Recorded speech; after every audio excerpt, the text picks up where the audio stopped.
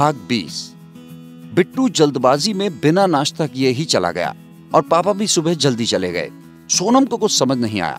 पापा से तो फिर भी बात हो गई थी, पर बिट्टू तो इतनी जल्दी में निकला कि न ही उससे कुछ पूछ पाई और न ही बिट्टू ने उसे कुछ बताया। आज छुट्टी वाले दिन भी क्या काम हो सकता है, सोनम ने अपने मन में सोचा और फिर अपने काम में लग गई। दिन भर वो अपने कमरे को सेट करने में, फिर कपड़े धुलने में बिजी रही, फिर खाना खाकर सो गई। उन लोगों का तो पता नहीं, पर हमें बहुत ठंड लग रही है और हम तो जा रहे हैं रजाई के अंदर, सोनम ने खुद से कहा और कमरे की तरफ चली गई। दोपहर से शाम हो गई, पर न ही पापा आए और अभी और न बिट्टू वापस लौटा। घर में सब महिलाएं अपने अपने मन में ही अलग अलग अंदाजा लगाने में लगी हुई थीं, पर प्रकट भाव से कोई किसी से कुछ भी नहीं कह रहा था। रह रहकर सबकी नजरें मेन गेट तक जाके लौट आती थी और फिर से किचन में आकर खटपट शुरू हो जाती। आज तो दादी का मन भी आस्था चैनल में आने वाले सत्संग कार्यक्रम में नहीं लग रहा था। तभी अचानक से गाड़ी के हॉर्न की आवाज आई और माँ दौड़ते गई गेट खोलने। पापा तो आ गए। सोनम ने खुद से कहा, पर डॉक्टर साहब कहाँ रह गए? उसने घड़ी में नजर दौड़ाई तो देखा कि रात के 9 बजने वाले थे और डॉक्टर साहब का न कोई फोन न कोई मैसेज। अरे इतना भी क्या जरूरी काम था जो बिना बताए चले गए और एक फोन तक नहीं किया? मन ही मन बुदबुदा रही थी वो, पर अपने मन की बात फिलहाल किसी से कह भी नहीं सकती थी सोनम। पापा फ्रेश होने भीतर चले गए और माँ किचन में चाय बनाने के लिए। तभी लैंडलाइन पर फोन बजने लगा। राधिका ने रिसीवर उठाकर हेलो किया तो उधर से आवाज आई, हेलो माँ, बिट्टू। कहाँ है तू बिट्टू? टाइम देख जरा, सुबह का निकला है और अब भी फोन कर रहा है। घर कब तक आएगा? बेटा पापा भी पूछ रहे हैं, क्या बोलूं उन्हें मैं? माँ just relax, I am fine. और मैंने यही बताने के लिए फोन किया है कि मैं अभी कपिल के घर पर हूँ। बेटा इतनी ठंड है बाहर, कपिल के घर से कब आओगे तुम? मैं तुम्हारा खाने पर इंतजार कर रही हूँ, जल्दी आओ। माँ आप सब लोग खाना खा लो, मुझे देर हो जाएगी। वैसे भी मैंने कपिल के घर पर खाना खा लिया है। मैं आज यहीं रुकूंगा, थोड़ा काम है, कल आता हूँ। ओके? अच्छा ठीक है, अपना ख्याल रखना और सुबह थोड़ा आराम से ही आना। बिल्कुल सुबह भागने की जरूरत नहीं है, ठीक है ना? चलो रखती हूँ, गुड नाइट बेटा। ओके माँ, लव यू माँ, गुड नाइट। जब पापा बाहर खाने की टेबल पर आए तो माँ ने सबको बताया कि आज बिट्टू कपिल के घर पर ही रुकेगा, कुछ जरूरी काम बता रहा था। दादी ने हंसते हुए कहा कि कोई जरूरी काम नहीं होगा, जरूर उन लोगों का कोई दूसरा प्लान होगा। पापा ने खाना खाते हुए कहा कि चलो ठीक है, कभी कभी तो उसका प्लान बनता है, वैसे भी उसे टाइम ही कहाँ मिल पाता है। और सब लोग खाना खाने लगे। सोनम सोच रही थी कि सुबह से बिना खाए पिए निकल लिए और अभी एक फोन करके बता रहे हैं कि आज रात आएंगे ही नहीं। हमें ऐसा क्यों लग रहा है कि डॉक्टर साहब कुछ छुपा रहे हैं सबसे। सब खाना खत्म करके अपने अपने कमरे में चले गए। सोनम अपनी बुक के पन्ने पलट रही थी, पर उसका मन तो अभी भी वहीं अटका हुआ था। इतने में उसके मोबाइल पर कॉल आई, डॉक्टर सड़ू कॉलिंग। सोनम के फेस पर शरारती स्माइल फैल गई और उसने फोन रिसीव करते हुए कहा कि आखिर आपको मिल गई फुर्सत हमसे बात करने की। सॉरी, मैं आपको बिना बताए जल्दी में चला गया था। ऐसी भी क्या बात थी जो आप कुछ खाए बिना ही सुबह ही निकल लिए? बहुत जरूरी काम था, इसलिए जाना पड़ा। अच्छा, जरा हमें भी तो पता चले आपका जरूरी काम। अब वो मैं कल बताऊंगा, पर एक बात अभी बता सकता हूँ। अच्छा, वो क्या? कल जो कपिल ने हरकत मेरे साथ की थी ना, तो बेचारा उसके डर की वजह से आज सुबह से ही मेरी हर बात मान रहा है और अभी भी मुझसे बचने के लिए बाहर अपनी माँ को अपनी उल्टी सीधी बातों से पका रहा है। अब जाने भी दीजिए, और कितना परेशान करेंगे। आफ्टर ऑल वो आपके दोस्त हैं और दोस्तों में तो इतना चलता रहता है। उसकी वजह से कल मेरी बैंड बजी थी, आज उसका नंबर है। इतनी आसानी से तो नहीं छोड़ूंगा उसे मैं। और कितना परेशान करेंगे उन्हें? बेचारे सुबह से तो आपके इशारों पर नाच रहे हैं और अभी भी बाहर इतनी ठंड में बैठे हुए हैं। अब माफ भी कर दीजिए उन्हें। चलो ओके, अगर आप कह रही हैं तो अभी के लिए माफी है, but whenever I got chance I will teach him a lesson. अच्छा ठीक है, अब हम रखते हैं, हमें नींद आ रही है। रियली? आपको नींद आ रही है? मेरी तो कल रात से नींद उड़ी हुई है। तो इसमें हम क्या करें? ये आपकी प्रॉब्लम है, आप जाने। देखिए, अगर आप ऐसे कहेंगी तो फिर मुझे अभी आना पड़ेगा, फिर मैं बताता हूँ ये किसकी प्रॉब्लम है। आप ऐसा कुछ भी नहीं करेंगे। वैसे मेरा सच में मन हो रहा है कि मैं आपके पास आ जाऊं और कल की तरह ही आज भी हम दोनों ऐसे ही एक दूसरे के साथ टाइम स्पेंड करें। और वैसे कल आप मुझे बिना बताए क्यों चली गई थी? बताकर जाते तो आप जाने देते हमें? मेरा बस चले ना तो आपको अपनी नजरों से एक पल के लिए भी दूर न जाने दूं। थोड़ी देर तक दोनों और खामोशी रहती है। शायद दोनों ही एक दूसरे को महसूस कर रहे थे और तभी अमित ने सोनम को फोन पर ही किस कर लिया। मैं बोलियो से ये छोरा एक मौका छोड़े कोनी।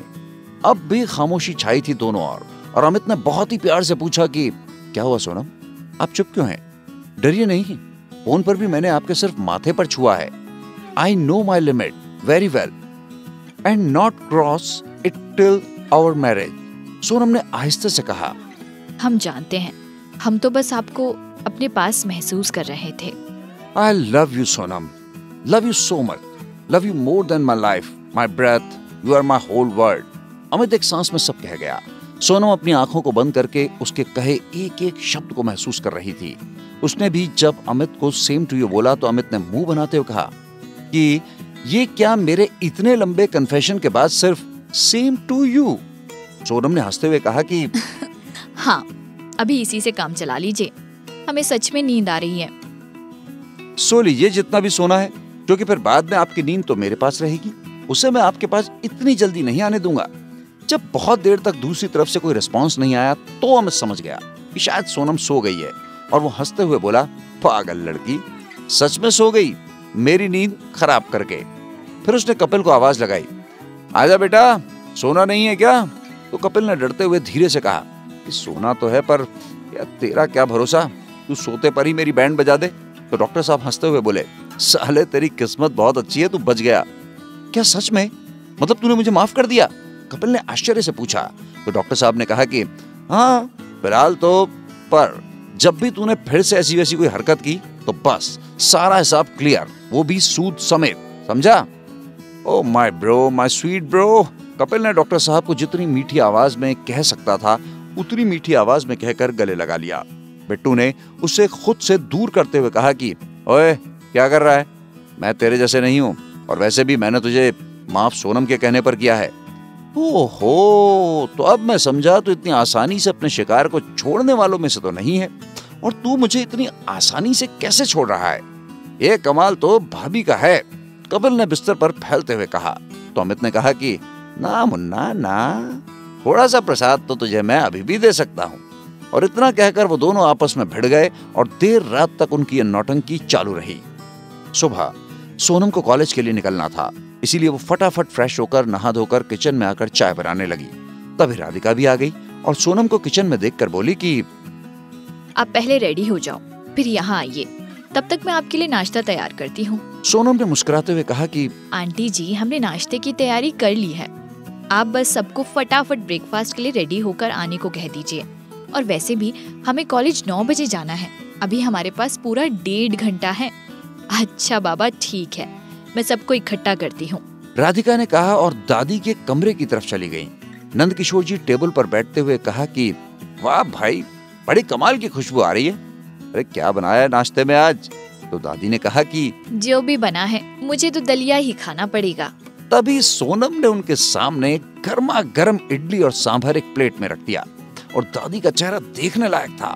बिल्कुल बच्चों जैसी मुस्कान थी उनके चेहरे पर उस टाइम। सोनम ने कहा कि दादी जान, खूब खाओ, ये आपके लिए हल्का है। पापा और माँ दोनों ही लोग दादी का रिएक्शन देखकर बिना हंसे रह नहीं पाए। दादी बिना उनकी तरफ ध्यान दिए अपने काम में लगी हुई थी। सब लोगों ने नाश्ता किया और सोनम ने बर्तन समेटे तो राधिका ने मना किया। अरे बेटा, आप अब रहने दो, सब तो आपने ही कर दिया, ये मैं कर लूंगी। सोनम ने प्यार से राधिका को वहाँ से ये कहते हुए भेज दिया कि अरे आंटी जी, अभी आप ही सब करेंगी, हमने तो सिर्फ नाश्ता बनाया है, दिन भर आप ही सब करेंगी, हम तो शाम को ही आपकी हेल्प कर पाएंगे। तो राधिका ने उसके सर पर हाथ फेरते हुए कहा कि अरे बेटा, आप जो भी करती हैं हमारे लिए वही बहुत है, बाकी तो सब सुमन ही निपटा जाती है। थोड़ी देर में सोनम सबको बाय बोलकर कॉलेज के लिए प्रस्थान कर जाती है और सब लोग अपने अपने काम में बिजी हो जाते हैं। उधर कॉलेज में आज सोनम बड़े दिनों के बाद सबसे मिल रही थी, खास तौर पर नेहा से। और नेहा को सब कुछ जानना था कि वो घर गई तो वहाँ क्या हुआ और कुछ हुआ भी कि नहीं। ये छोरियां भी ना घनी कमाल हो वैसे है, इतनी बातें हैं कि इब के बोले कि कितनी बातें।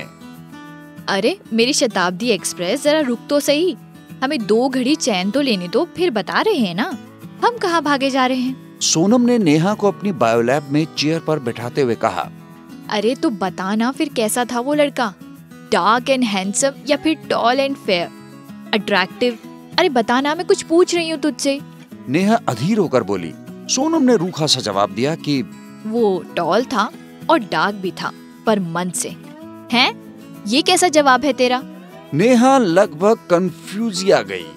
अरे यार ठीक से बताना। वो पैर पटकती हुई बोली। तो सोनम ने कहा कि यार वो लड़का अजीत और उसकी वो पूरी फैमिली एक नंबर की पैसों की लालची, निहायती घमंडी और बदतमीज लोग थे। और वो अजीत, सोनम ने फिर से एक ठंडी आह भरते हुए कहा कि वो एक नंबर का बदतमीज, मैनरलेस और वाहियात लड़का था। और फिर उसने नेहा को सारी बातें डिटेल में बताईं। ओह नो, उसने इतनी सब घटिया हरकतें और बातें की और तू बस रोकर रह गई। नेहा ने आग बबूला होते हुए कहा, तुझे तो उसी समय उस घटिया इंसान के गाल पर एक रैप्टा मारना चाहिए था और उसकी सारी वाहियात बातें उसकी अम्मा, उसकी बहन और बहनोई को बताती तो उनको भी तो पता चलता कि उनका सुपुत्र कितना गुणी है, उसे लड़कियों से बात करने की कितनी तमीज है। साला ब्लडी रास्कल, पिग, डॉग। और भी न जाने कितनी गालियां दे दी नेहा ने एक पल में। वो और भी देती अगर सोनम उसके मुंह पर हाथ न रख देती। अरे बस कर यार, हमारी फूलन देवी, तू लड़की होकर गाली देती है? हद है, मतलब कतई पागल लड़की है तू, और उस पर भी टीचर है। यार कम से कम अपनी नौकरी की तासीर के हिसाब से बिहेव कर। नेहा बोली। तूने किया ना अपनी नौकरी की तासीर के हिसाब से बिहेव, और लड़की होने के नाते चुप भी रह ली ना। क्या कर लिया तूने? उल्टे वो लड़का ही तुम पर ब्लेम कर रहा है कि तूने उससे सही से बात नहीं की और उसकी इंसल्ट की, जबकि सच्चाई कुछ और ही थी। चलो अब छोड़ो भी ना, हमने वैसे पापा से बात की थी इस बारे में और उन्होंने हमसे प्रॉमिस किया है कि वो हमारी इच्छा के बिना हमारी शादी की बात उस घर में आगे नहीं बढ़ाएंगे। अच्छा चलो, हम तुम्हें एक अच्छी सी कॉफी पिलाते हैं। और कॉफी की बात सुनकर नेहा का बिगड़ा मुंह सही हो गया और दोनों सहेलियां कॉलेज के पास ही एक कॉफी शॉप में चली गई। सोनम ने 2 कॉफी ऑर्डर की और नेहा से फिर से बातें करने लगी। तभी सोनम के फोन पर एक मैसेज फ्लैश होता है, जिसे देखकर सोनम के फेस पर एक प्यारी सी स्माइल फैल गई।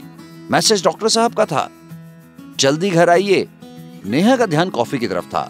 सोनम ने कॉफी के कप में चम्मच को गोल गोल घुमाते हुए नेहा से कहा कि वैसे हमें तुम्हें कुछ और भी बताना है। तो नेहा ने कॉफी का घूंट भरते हुए कहा कि या you carry on baby, I am listening, I am in love. Sonam ने ब्लश करते हुए कहा। नेहा चौंक गई और उसकी मुंह की कॉफी बाहर आते आते बची। तो सोनम ने कहा कि अरे क्या कर रही हो, संभाल कर पीना, इतनी गर्म भी नहीं है। नेहा ने मुंह साफ करते हुए कहा कि अब जब तू 440 वोल्ट का झटका देगी तो ऐसा ही होगा ना। अनबिलीवेबल, तू मतलब तू तुझे प्यार हो गया? Oh my God, oh my God, oh my God. Neha लगभग चिल्ला रही थी और आसपास के टेबल्स पर बैठे सब लोग उसकी तरफ देख रहे थे। सोनम ने उसका हाथ दबाते हुए कहा कि क्या पागलपन कर रही है तू, सब इधर ही देख रहे हैं। अरे तो देखने दे। हाय मैं मर जावा कॉफी पी के, क्योंकि गुड़ तो वहाँ था नहीं। ओए सोनम, प्यार तो तुझे हुआ है और पागल मैं हुई जा रही हूँ। नेहा ने कहा तो सोनम बोली, तुम तो पहले से ही पागल हो। रे छोरी, इब लगे हाथ छोरे का नाम भी बता दे। यो तो मैं जानू से कि छोरा भी कोई मामूली तो कोनी से, घणो चोखो होवे से। तो इब अपना मुंह खोल और नाम बता मने। नेहा ने मस्ती करते हुए कहा। वो सोनम सोच ही रही थी कि नाम कैसे बताए। उसके यहाँ अपने उनका नाम जो नहीं लेते थे। तो नेहा को फिर मस्ती सूझी तो कहा, तन्ने छोरे का नाम वो से इब यो कैसो नाम से, पर इब के करे जा सके से, जब तन्ने पसंद से तो ठीक ही से। सोनम ने कहा कि कुछ भी। हाँ, वो जिनके घर में हम रहते हैं ना, वो डॉक्टर साहब। ओहो, तो इसका मतलब घर में रहते रहते हम आपके दिल में रहते हैं वाला सीन हो गया। नेहा ने सोनम को छेड़ा तो सोनम ने नकली गुस्सा होते हुए कहा कि नेहा की बच्ची, तभी हम तुझे कुछ नहीं बताते हैं, समझी? अच्छा यार सॉरी, वो तो मैं बस मजाक कर रही थी। वैसे मैं तेरे लिए बहुत खुश हूँ सोनम, अमित तेरे लिए बहुत सही और अच्छे पार्टनर हैं। फिर थोड़ा देर रुक कर बोलती है, वैसे यही नाम है ना? तो सोनम शर्मा कर हाँ कर देती है। आए मार सुटिया पापड़ वाले नू। नेहा ने अपने दिल पर हाथ रखते हुए कहा कि हाय लड़की तो शर्मा गई और उसने सोनम को हक कर लिया। सोनम कहती है, अच्छा अब ये नौटंकी बंद करो और चलो, आज तो देर हो गई। ओए होए, घर जाने की बड़ी जल्दी है मैडम जी को। नेहा ने उसे छेड़ा तो सोनम ने उससे कहा कि नहीं, ऐसा कुछ भी नहीं है, पर आंटी जी परेशान हो जाती है और हम बेवजह किसी को परेशान करना अच्छा नहीं लगता है। ओहो, तो सासू माँ की फुली इम्प्रेस्ड है अपनी बहुरिया से। नेहा ने उसे कोहनी मारी तो सोनम ने उसके कान खींचते हुए कहा, ऐसा नहीं है, वो सभी के लिए इतना ही परेशान होती है। सबकी वो उतनी ही केयर करती है जितनी की हमारी, और इसीलिए हम अक्सर अपनी माँ को उनमें ढूंढ लेते हैं। बिल्कुल हमारी माँ जैसी हैं वो। अब अगर आपके सारे डाउट्स क्लियर हो गए हो तो चले। सोनम ने उसके हाथ जोड़ते हुए कहा तो नेहा हंसते हुए बोली, हाँ जी चलिए। घर पहुंचकर देखा तो बिट्टू, माँ और दादी बाहर गार्डन में बैठे गप्पे लड़ा रहे थे और पापा अपने कॉलेज की वार्षिक पत्रिका पढ़ने में मगन थे। वो सीधे वहां ही आ गई और दादी की तरफ खाली चेयर पर बैठ गई। वैसे एक चेयर बिट्टू की तरफ भी खाली थी, जिसे बिट्टू ने जानबूझकर खाली छोड़ रखा था, पर सोनम वहां नहीं बैठकर दादी के साथ बैठ गई और बिट्टू का मुंह बन गया और बोली, क्या बात हो रही है, हमें भी बताइए, क्योंकि आप लोगों की आवाज हमें बाहर से सुनाई दे रही थी और हमें ऐसा लगता है कि जरूर कोई खुशी की बात है। अच्छा, और ये तुम्हें कैसे पता? दादी ने पूछा तो सोनम ने कहा, आप लोगों के चेहरे बता रहे हैं कि जरूर कोई खुशी की बात है। हाँ भाई, खुशी की बात तो बिल्कुल है। राधिका ने कहा। सोनम ने कहा कि अब बता भी दीजिए आंटी जी, हम और सस्पेंस बर्दाश्त नहीं कर पा रहे हैं। अरे भाई, कृपा आ रही है कुछ दिनों के लिए, इस बार नंद किशोर जी बोले। सच में अंकल जी? सोनम उत्साहित होकर बोली, हाँ, वो दरअसल आदित्य का ऑडिट टूर लगा है यहाँ के आसपास के शहरों में, तो कृपा भी साथ आ रही है। कुछ दिन इसी बहाने अपने ससुराल में रह लेगी और कुछ दिन यहाँ पर। खुशी से नंद किशोर जी बोले, ओह ग्रेट, ये तो सच में बहुत अच्छी खबर है। इस बात पर तो गर्मा गर्म अदरक वाली चाय बनती है और हम अभी बना कर लाते हैं। सोनम ने कहा तो राधिका ने कहा कि अरे बेटा, अभी तो कॉलेज से थक हार कर आई हो, तुम यही बैठो, मैं बना कर लेकर आती हूँ। सोनम कहाँ मानने वाली थी। अरे नहीं आंटी जी, हम बस 2 मिनट में लाते हैं बनाकर, आप बस बैठिए। इतना कहकर वो अंदर किचन की तरफ चली गई और उसके अंदर जाते ही बिट्टू महाशय, जो अब तक कभी इधर से तो कभी उधर से चोरी चुपके सोनम को निहार रहा था, एक कॉल अटेंड करने के बहाने वहां से उठकर भीतर चला आया और उसके जाते ही सबके चेहरे पर फिर से एक स्माइल आ जाती है, लेकिन कोई किसी से कुछ नहीं कहता।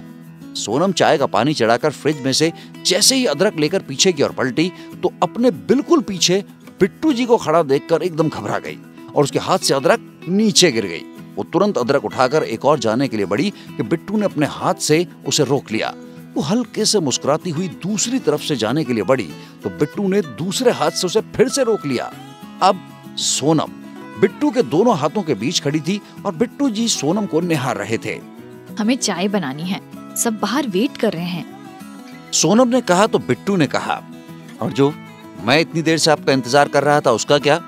एक तो इतनी देर से आई और फिर मेरे पास भी नहीं बैठी, और तो और एक बार भी मेरी तरफ देखा तक नहीं आपने। बिट्टू ने आखिर अपनी नाराजगी जाहिर कर ही दी। सोनम बोली कि हम ऐसे कैसे आपके साथ बैठ सकते थे, सबके सामने, और सभी लोगों के सामने आपको देख भी नहीं सकते थे हम। अच्छा, वैसे अब यहाँ कौन है? आप तो अभी भी मेरी तरफ नहीं देख रही हैं। बिट्टू ने उसकी तरफ झुकते हुए कहा।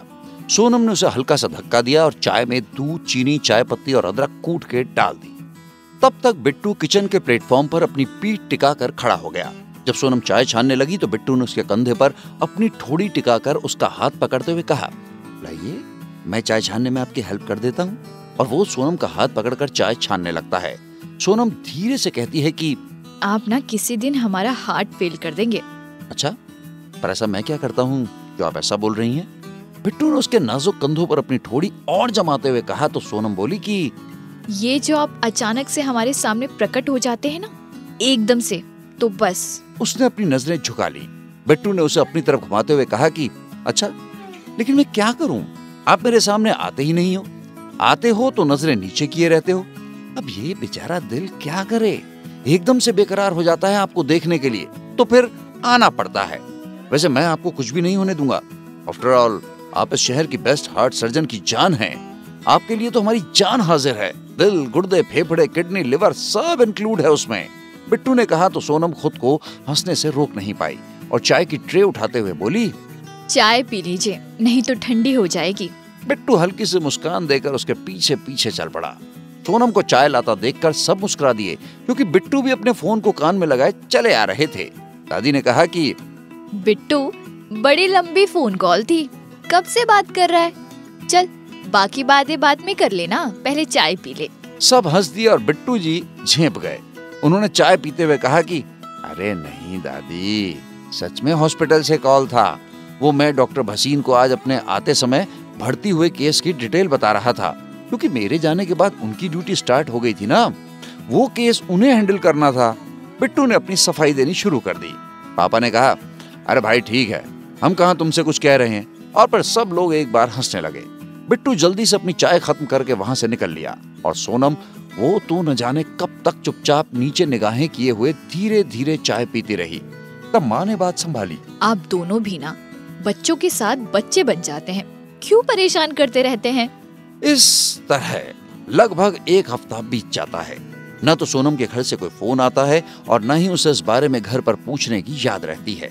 कुछ दिनों के लिए ही सही कृपा आ जाती है, पर इस बार वो पहले की तरह नहीं रह पाई थी। ससुराल पास में होने की वजह से उसका पूरा टाइम ससुराल और मायके के बीच लेफ्ट राइट करने में ही बीत गया। हालांकि राधिका दादी और सोनम ने कहा भी था कि वो अपनी नई नई ससुराल पर कुछ ज्यादा ध्यान दे, पर आप लोग तो जानते ही हैं ना कि लड़की अपने मायके का मोह कभी नहीं छोड़ पाती, लाख ससुराल कितना ही अच्छा क्यों ना हो। खैर, एक हफ्ते बाद कृपा फिर से आने की बोलकर आदित्य के साथ दिल्ली वापस लौट आई। सब अपने काम में बिजी हो गए। दिसंबर लास्ट चल रहा था, कॉलेज में भी होम प्रैक्टिकल शुरू हो चुके थे और सोनम जी कॉलेज में फिर से बिजी हो गई। एक दिन जब वो कॉलेज में ही थी तभी उसके फोन पर भाभी माँ का नाम फ्लैश होने लगा और उसने मुस्कुराते हुए फोन रिसीव किया, पर उधर से भाभी की आवाज ने सोनम के चेहरे पर डर, आश्चर्य और चिंता की मिली जुली सिलवटें डाल दी। कुछ देर तक बात करने के बाद उसने फोन काटा और अपनी लैब में खाली पड़ी एक चेयर पर सर टिकाकर आंखें मूंद ली। आज की कहानी बस यहीं तक। आगे की कहानी सुनने के लिए सब्सक्राइब करो इस चैनल को और आने वाले एपिसोड्स की जानकारी पाने के लिए प्रेस करो बेल आइकॉन। तो जल्दी से आगे की कहानी सुनो कुकू FM ऐप पर।